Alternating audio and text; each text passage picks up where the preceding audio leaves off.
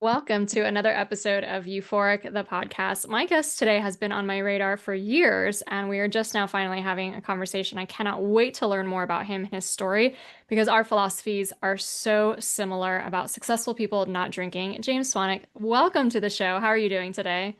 Oh, thank you very much for having me. I'm doing great. Thank you. Okay, so give us a little introduction to yourself. Who are you? What do you care about? What do you do? What is life about? Mm. Yeah. Well, I'm an almost 50-year-old Australian, and I have a Colombian wife and daughter. And I grew up in a socially acceptable drinking culture of Australia, in that I would have two or three drinks most nights of the week, sometimes a bottle of wine. On weekends, certainly I would drink heavier. And I did that from age 16 through until age 35. When I was a 35-year-old man, I was in Austin, Texas. I went to a industry party, had a couple of gin and tonics. When I woke up the next morning, I looked in the mirror and I just felt blah. And by blah, I mean average, mediocre. I was about 30 pounds overweight. My skin was weathered. I was envious of others. I was irritable, distracted. And I identified that alcohol was, if not the main culprit, one of the biggest culprits. And I just committed in that moment to trying to go 30 days without alcohol just to sleep better, feel better, get some clarity back. I had no idea that I would go 15 years alcohol free now. I haven't drunk a single drop since that morning in March of 2010. And then subsequently over the years, that's turned into me coaching high achievers how to live an alcohol free lifestyle without willpower, without having to go to AA, without having to do rehab, and really love living an alcohol free lifestyle. So that's my life's work now. I have an organization named Alcohol Free Lifestyle, I have a book that came out called Clear, and I really help people to rewire their mindset around alcohol. Yeah. Okay. Well, I can't wait to get into this because you obviously were someone who considered themselves a high achiever before you had this kind of moment of decision. So, what was your life looking like before? Yeah, before I stopped drinking alcohol, I was living in Los Angeles, California, and I was earning modest amounts of money. I had a freelance journalism business. I was interviewing movie stars in Hollywood. It's quite glamorous, but there was a lot of open bars at these parties, like the Golden Globes after parties and Oscars and MTV Movie Awards. And, I just kind of drifted. I drifted in the sense that I didn't really watch what I was eating. So I would eat Carl's Jr. Burger, which is a fast food chain out there in California. And sometimes I'd have, Baja Fresh, and I'd meet people for a couple of drinks. And that nighttime, I remember getting a bottle of Two Buck Chuck. Two Buck Chuck is like this Charles Shaw wine from Trader Joe's that I think they might still sell. And it was like $2 a bottle. And I would watch a DVD of the West Wing TV series while drinking a bottle of wine and eating some, takeaway food. And I did that for years, did that for years. And it wasn't that I was obese, but I was unhealthy. And I remember as a drinker, my parents would phone me once a week from Australia. And I would see that they were calling me, and my parents always call at the worst time. And I might screen their call, or I'd be irritated by them calling me. But then when I stopped drinking alcohol, I lost that envy, I lost that jealousy, I lost that irritability. The stress and anxiety withered away. And what came through was generosity, calm, peace, openness. And I recall in the months and years after I stopped drinking, my parents would phone me and I go, "Oh, my mum's calling me. Cool. Let me take this call." Or my dad's calling me. "Excuse me, I'm just going to go talk to my dad." Or I would actually proactively phone my parents in Australia. Rather than waiting for them to call me, I would phone them. I just became a much nicer, more pleasant person to be around, in addition to the fact that I lost the 35 pounds. I got the body that I think nature intended me to have. I became aware of what peak performance truly is. I started a blue blocking glasses company. We did $1 million in revenue in the first year. I wasn't really an entrepreneur. And then I started this, stop drinking company, which has now helped thousands of people around the world. No way I would have done this if I was still drinking. Yeah. It's so interesting that you share that story about your parents. It's something I talked about in my book as well, of like how alcohol takes you away from the core of integrity that you want to have. And, my parents are in their elder years, and like, who wants to be the daughter that's like ignoring their call because you woke up the next day not feeling your best because of drinking the night before, And it's just these moments of shooing away the world and playing small and, hiding in your little cave that I found myself in, even if it wasn't a rock bottom story, that were taking me away from that integrity of who I wanted to be. And just like in your story, you take away the alcohol and all of a sudden you show up as that version of yourself that you always have wanted to be, that who you truly are. And it just feels so much more authentic, and your relationships are better and all that kind of stuff. So, what I love about your story is 15 years now, James. That's incredible because, the alcohol-free movement itself isn't that old. So I think back then you really had that choice of like, am I an alcoholic? Do I have to go to AA? Like there was way less curiosity-based questioning. The sober curiosity wasn't really a thing. And there was definitely a stereotype of who stops drinking alcohol, what that means for your life, what kind of rock bottom you faced. And so I'm so curious because I started questioning when I was 30 years old. Well, years before that, but 30 was when I stopped drinking. But I really had to get over the whole like, oh, I'm going to be labeled. I have to go to some kind of meeting. Like I really didn't have context for that because it didn't really exist as much back then. So how did you navigate that? Awkwardly in the beginning, in the sense that I had two of my good friends whose names are Zach and Tom, and we would go to the Jones Bar on Santa Monica Boulevard a couple times a week, most nights for a couple of years because we all lived very close to each other. And so I would go there and have wine, or I'd have a, gin and tonic or something, beer.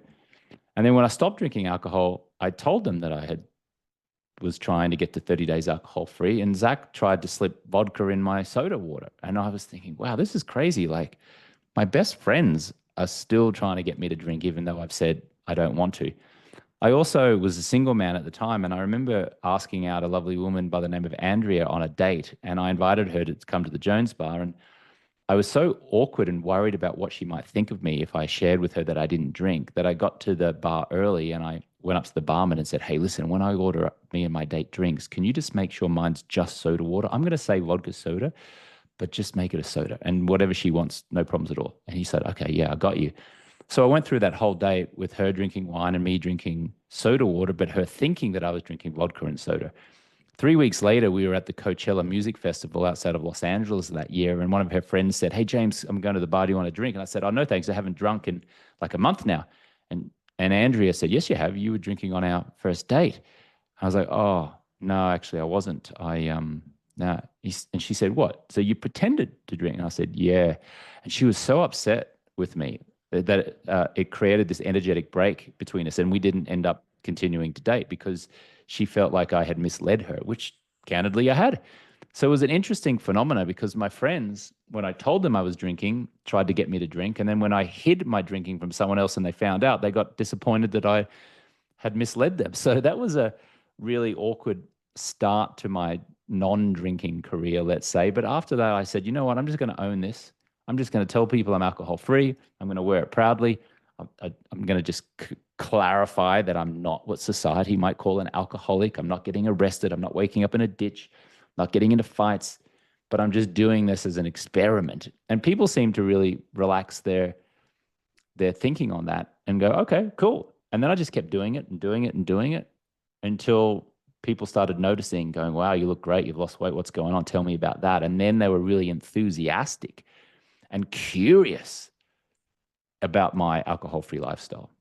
Yeah, that's so interesting. And was there a point where you really noticed when it stopped being an experiment and it started to be this way of life that you wanted to maintain? Yeah, about 3 months into it, I had an opportunity to audition to become a sports center anchor on ESPN. And to my utter bewilderment, I got the job. And this is arguably the most iconic sports TV news show in America. And I remember just thinking, wow, there's no way I would have got this job if I was drinking and tired and irritable. But because I was alcohol free, I had clarity and strategy and focus. And I went for the job and I got it. And I was on television 2 weeks later and hosting this iconic sports TV news show, and realizing a childhood dream of mine to be on television one day. So that was when I kind of really started to go, this is a superpower. This is like a secret weapon. And, I started working out in the gym. I didn't really work out in the gym. I started lifting some weights. I joined a marathon charity. So you train for a marathon and you raise money in the process for disadvantaged children.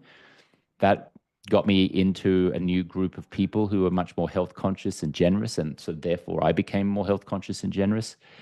And then it really started to be embedded as a lifestyle. I will just share one thing. I remember exactly on my 1 year anniversary, I was back in Austin, Texas at the following year's South by Southwest Festival. This is March 2011.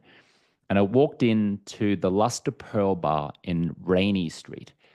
And I ordered what I thought might be a celebratory beer, a Budweiser, to celebrate 1 year alcohol free. And just as I put it to my lips, it suddenly dawned on me, why am I celebrating a year alcohol free with attractively packaged poison? In 1 year, I have this great romantic relationship. I've got the body nature intended me to have. I'm hosting a television show. I have a Z level of fame, let's face it, in the sports world. I feel good. I sleep well, have connected with my parents. Everything feels pretty good. Why would I do this? And so I called the barman over. I handed him the beer back and I said, I've changed my mind. I tipped him. I walked out and I haven't so much as picked up an alcoholic drink since. Yeah. Oh, isn't that fascinating? I had a really similar experience like in Japan when I was, I think, 2 to 3 months alcohol free. And this beer was placed in front of me, and I was just feeling high, like I've never felt in my life. So much gratitude, so much presence, just everything was so beautiful, such an amazing vacation. And I said to myself, when the beer was put in front of me, like the second I have this beer, all of those feelings are going to go away. And for what? A beer that I have had thousands of times in my life before. The beer never changes. The experience doesn't change. I know this experience. It's pretty boring compared to this magic that I'm living today in the alcohol-free lifestyle. And that really cemented something for me to really sustain this life and to make it more than just a break for me personally. So you have now been, devoting your life to this, with a company and with such a huge movement that you're building on helping other high achievers, not drink. And obviously, there's so much that we talk about in the alcohol-free space of like you sleep better, you have more energy, you can work out more easily, like, you eat better. It's almost like obvious on how you're going to live a better life without alcohol. And yet still, there's this like last bit of remnant of attaching alcohol to status in our society, to, like you said, the life of the parties and the life of the LA and the celebrity and all that kind of stuff. So it's so interesting now that we've done a really big shift in our society that health consciousness and peak performance are really big values, but somehow it's not always super clear to everyone that removing alcohol would be a huge part of achieving that. And I think it's actually a disservice because a lot of leaders that you and I know do not drink, but they don't talk about it.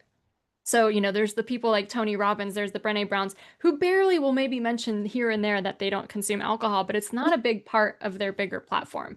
So it's almost as if the general populace doesn't understand that these peak performers that you and I like know and look up to, they're not drinking, but they just aren't as, open and forward with it. So I'm really curious how you have been able to see and negotiate the changes of like what a high achiever and a non-drinker together, what kind of status that can bring you in society, but also like what are some of the kind of inside stories of people that you know and work with that have been, quitting alcohol, maybe it's celebrities, maybe it's these other high performing leaders where truly being alcohol free is the most direct road to success.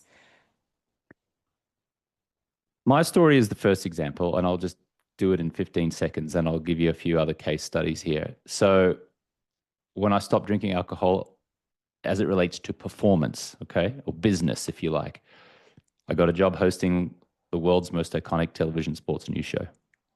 I started an e-commerce business that did $1 million in sales I've had for 10 years. It's called Swanwick Sleep. We produce sleep products. I became connected to my parents. I attracted a beautiful romantic relationship.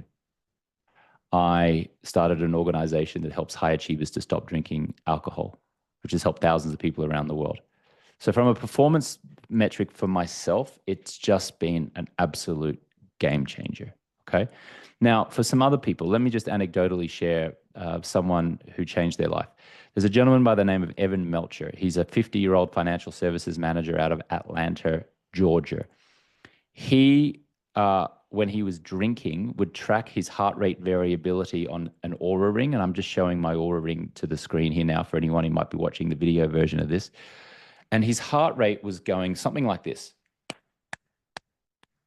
as a drinker. Okay. A lot of strain on the heart when you're drinking because the body's got all these toxins and poisons in it, and it's got to work harder to kind of get it out of it. He went through our stop drinking process. It's a 90-day stop drinking process called Project 90. It's been scientifically proven to support people stop drinking. The University of Washington did a scientific study on it in 2023. He went through that process, stopped drinking, and continued to track his heart rate variability using his Aura ring. He stayed quit for 1 year. He actually is still 3 years alcohol free now, but in the first year, he tracked his heart rate variability. He estimated that he saved 5 million heartbeats in 1 year from simply stopping drinking. His heart rate went from 2 the way that it's supposed to go. 5 million heartbeats. And in addition, when he was alcohol free, his son, who was 3 at the time, was drowning in a pool. And he saw this, had the wits, the clarity to jump in, save his son, perform CPR, call an ambulance, get him off to the hospital, and thankfully saved his 3-year-old son's life.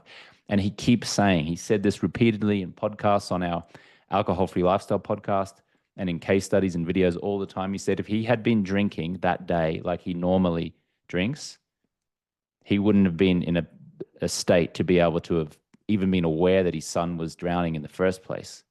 He definitely wouldn't have been in a state to perform CPR.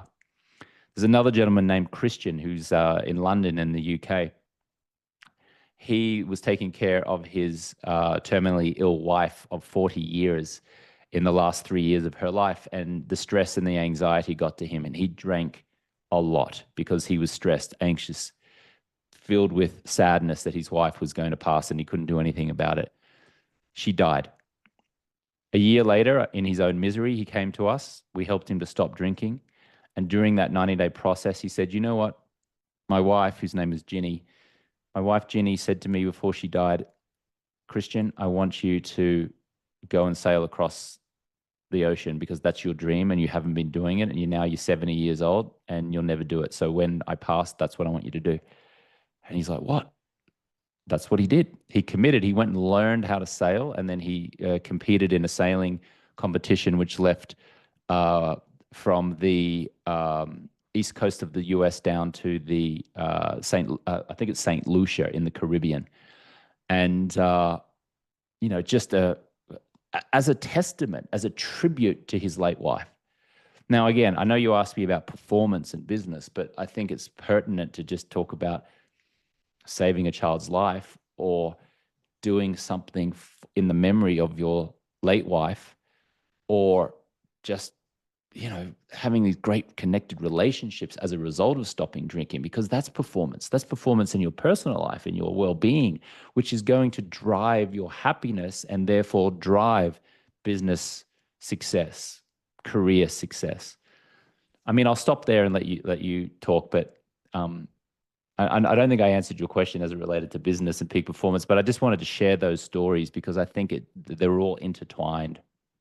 Yeah. No, it's so beautiful. Like, I'm so heartened to hear about those case studies. And obviously you and I know the magic of what happens when you let go of this thing. It's so huge. It's sometimes almost intangible how much a person changes on such a deep level. Their emotional maturity, their spiritual growth, their personal development, unearthing goals and dreams that they didn't even know they had. And a lot of times I see people who have been traditionally successful on the outside, but they weren't doing it in a field or in a job that they actually loved. And so this is that kind of unshackling of like, let me finally go out and do what I really want to do on this one and only life, on this one and only time I have on this planet. It's like the seriousness and the profundity of what our lives are supposed to mean becomes so much more obvious to us when alcohol isn't in the picture.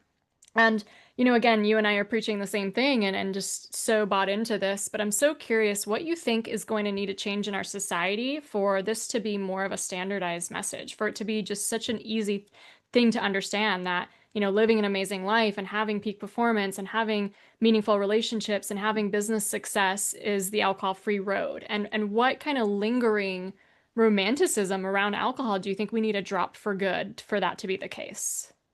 What we need to drop is this obsession that drinking equals fun and joy, and not drinking equals deprivation and pain. I submit it's the other way around. I refer to this as the flipperoonie. Let's do the flipperoonie. We're just going to flip it. Drinking is the pain and deprivation of joy. It's deprivation of joy. And not drinking is the joy and the freedom. So that's what we as a society get to drop. The good news is it's happening. There is a tidal wave of change happening right now. Generation Z are drinking less than previous generations. In Australia, my native country, they have these morning sunrise rages now where people wake up before the sunrise, go down to the beach, and there's a DJ who plays music and it's drug, including alcohol free. And they celebrate the sun coming up and then they go for a run and they run on the beach and then they go for a swim.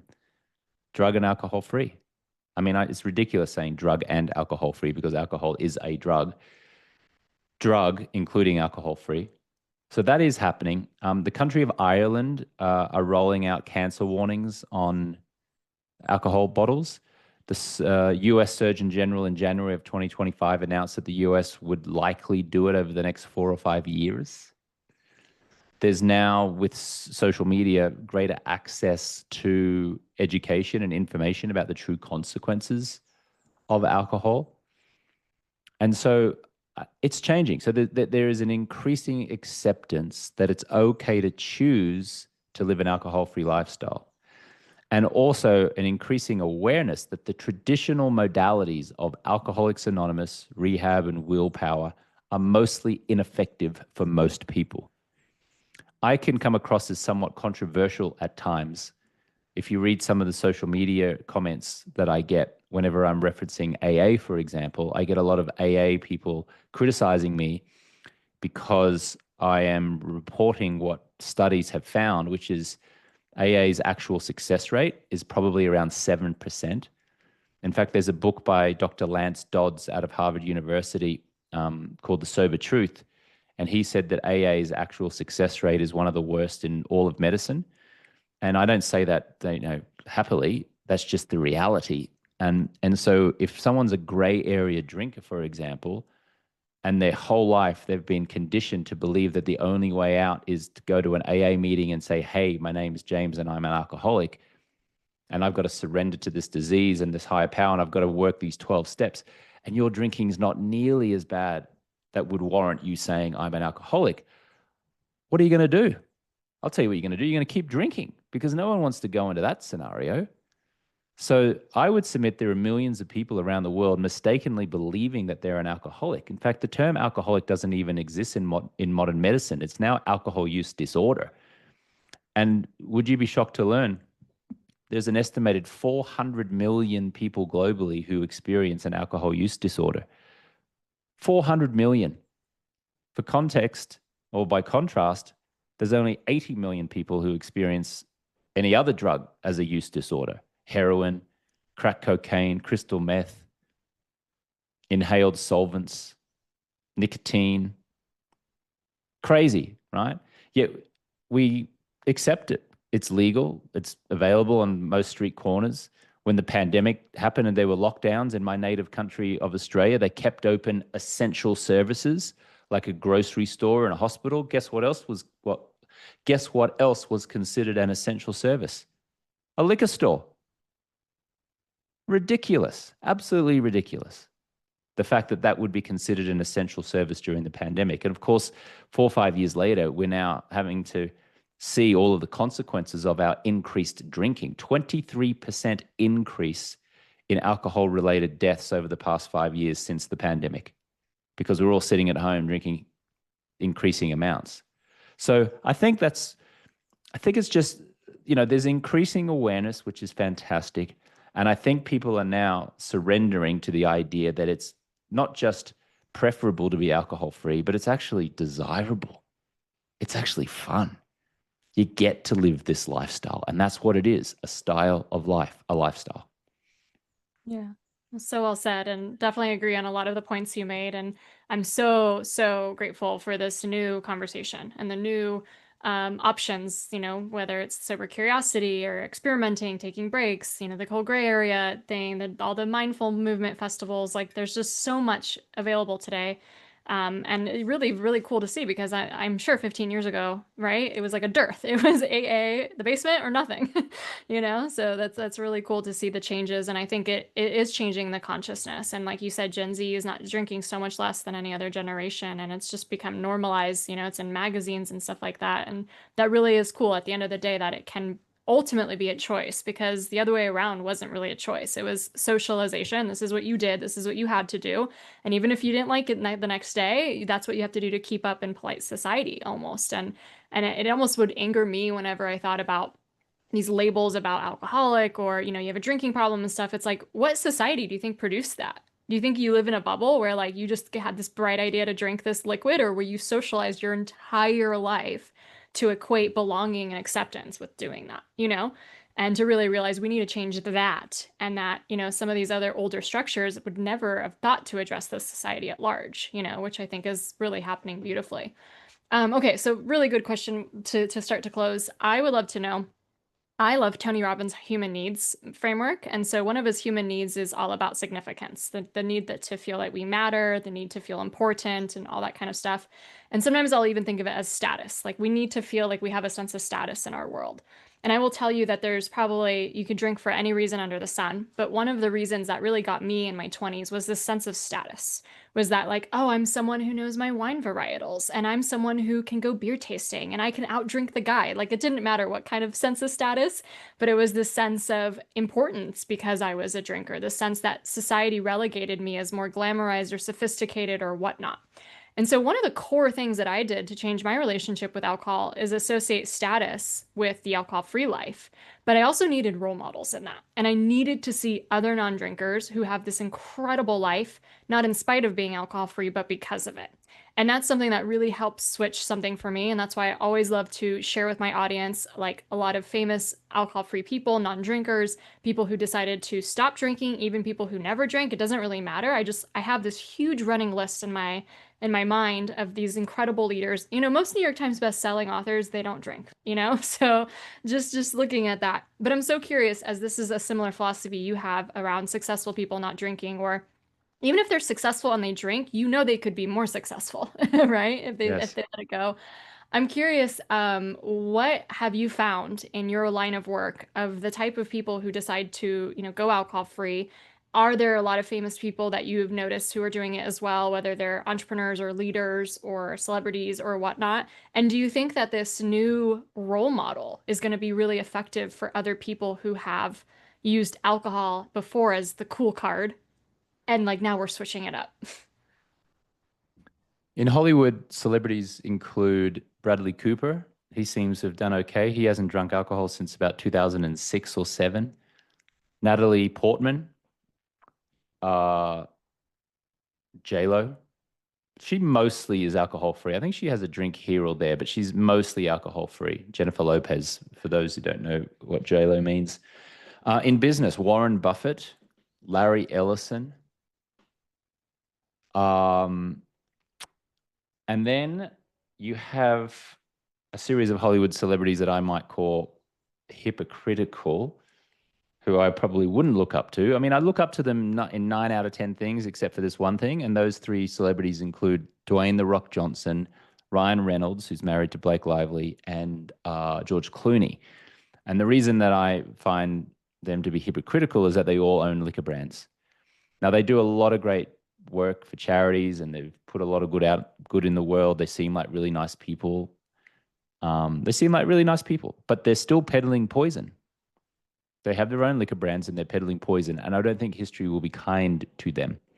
What I would say to an entrepreneur is this: one seemingly innocent drink per night might be costing you hundreds of thousands of dollars. Let's do a little math equation, shall we? Let's just say that entrepreneur comes to me and I say, how much is your annual revenue? And she tells me it's $1 million a year. Okay, great. Are you a drinker? Yes. How much do you drink? Oh, 2 or 3 drinks a night. So compared to your potential, how would you rate yourself with a score of 1 to 10? She might tell me a 6 out of 10. Okay, so a 6 or a 7 out of 10, you make $1 million. How much money do you think you might make if you were consistently alcohol free and you slept better and you had clarity and focus and energy and you made a better strategic decision? You hired someone, you fired someone, you created an additional revenue stream, a better revenue stream, you increased your prices. You just operated better at like an 8 or a 9 out of 10. How much more revenue do you think you might generate in the business? And they will often say double. And I say, okay, let's be modest and just say, let's say you even just increase 50%.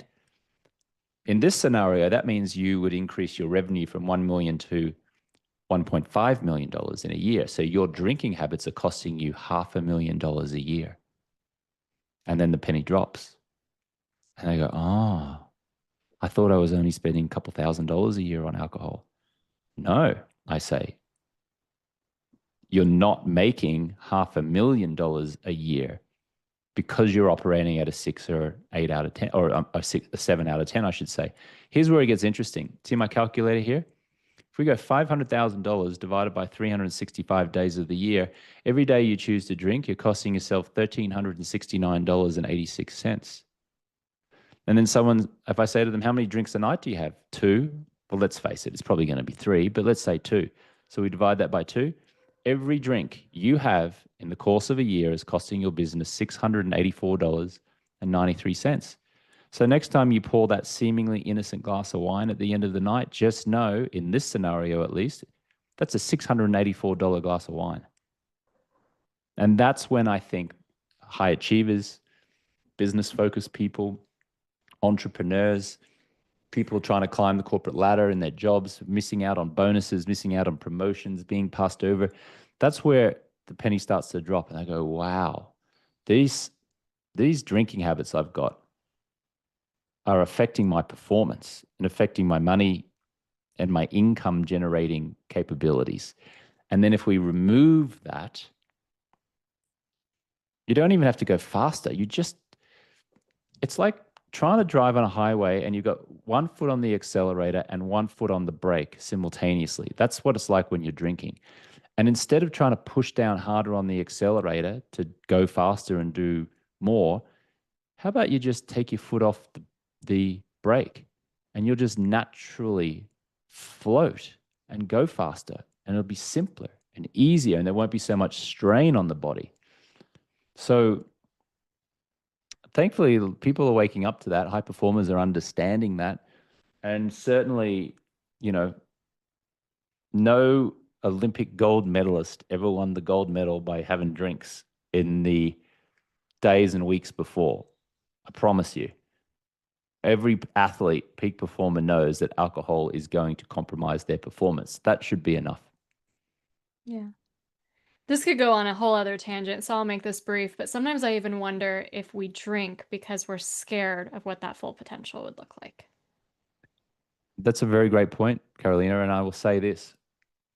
People's resistance includes this threat to their identity. You referenced this earlier. You were like Carolina, the woman who could drink a guy under the table, and you were the woman who could outdrink the guys, and you were the good time girl, and that was the association. And then imagine coming along and saying, actually, you're going to not drink from now on in. That is a threat to your identity. That's a threat to who you are. Because if you're no longer Carolina, the good time, Carolina, the party girl, Carolina, the great friend who's always up for dancing on the tables, who will you be? And so there's a lot of resistance there. Also, in my book, Clear, there's a chapter that's called The Uncomfortable Clarity of Your New Reality. And the reality in the clarity from being alcohol free can often feel very unpleasant, because a lot of people get clear from alcohol, as the name of my book suggests, and then realize, wow, I think I might be in the wrong marriage, or I may have chosen the wrong career, or this business isn't serving me, or I need to make a change. And that story has been in their mind for many years, but they've been kicking the can down the road, procrastinating and taking the easier option, which is just to keep numbing themselves by drinking alcohol.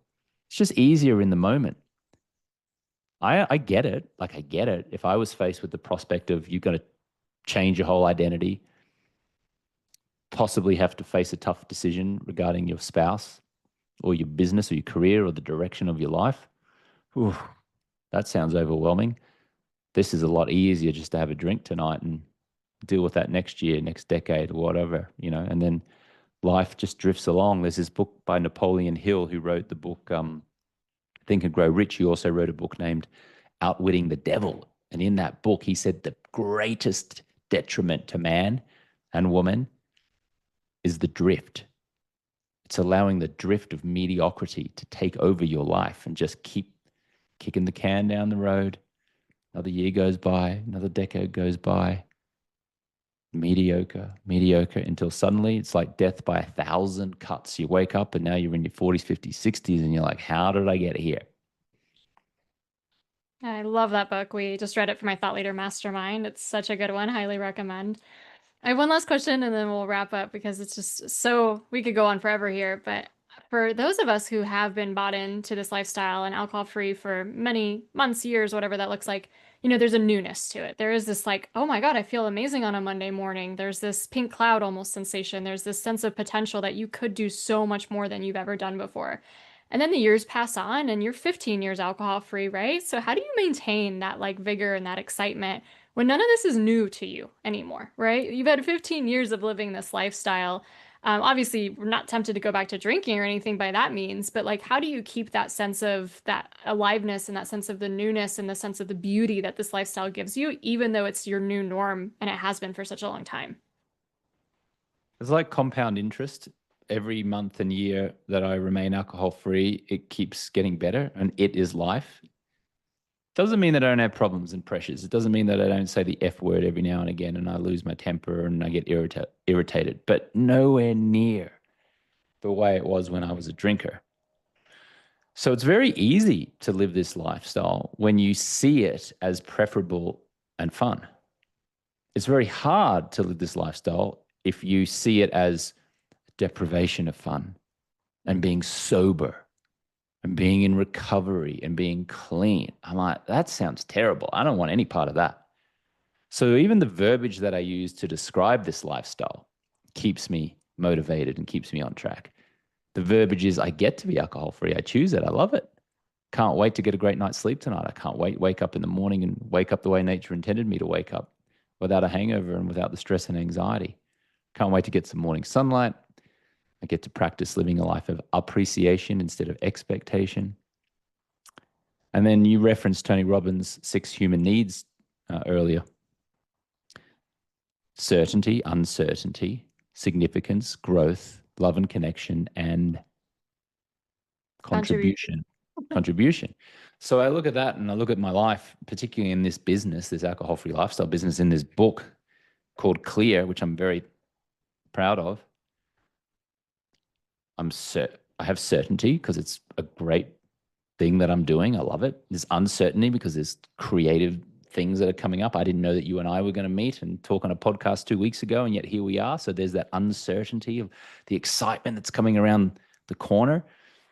There's significance, certainly. I get significance because I got thousands of people who look to me for alcohol-free coaching, and I've got staff and um, have a wife and a daughter to protect, and my parents who are in their 80s who I'm trying to create experiences for. So I get significance from being that person. Growth, I'm growing all the time. 14 years alcohol free, 15 years alcohol free. I'm learning something new. I don't have all the answers, but I'm learning, learning, learning. I like to be always learning. And then there's love and connection, not just from my immediate family, but from clients who we help stop drinking. One of the most beautiful things in the world, which I refer to as entrepreneurial utopia, is when a client is so happy with the breakthrough that they've created, that you've helped them create, and they say, thank you, you've saved my life. And I always say, I haven't saved your life. I just helped you to save your own life. And they so appreciate that. So yeah, I look at those 6 human needs and I go, all of my needs are met with this alcohol-free lifestyle. Not just the business, but just the way I live it. Like all my human needs, as Tony Robbins references them, are met by choosing to live an alcohol-free lifestyle. And when I'm lit up and I feel amazing, I don't have to use self-discipline. This is just who I am. This is now my new identity. And it's very easy, very simple. Mm. Well, beautiful thing to end on, James. Thank you so much for such a good conversation. Where can people find you if they want to learn more, connect with you? Thank you. The book is available online wherever books are sold online. But you can go to Amazon, for example. There's an audio version of the book as well. I am the narrator, so if you can put up with my Australian accent for 8 hours or 4 hours on two speed, then you could get that. You can also go to alcoholfreelifestyle.com/clear, and alcoholfreelifestyle.com is the website. And then I'm on Instagram and TikTok and a few other places, which is just my name at James Swanwick. Amazing. Well, we'll be sure to have all of that in the show notes below. Thank you so much for being such a good guest on the show. You and I could probably talk forever about how high achievers, don't drink and how we are cultivating an entirely new culture of what that looks like and means. And thank you for your work in the world. And thank you for being on the show. I so appreciate it, Carolee. Thank you for all you do as well.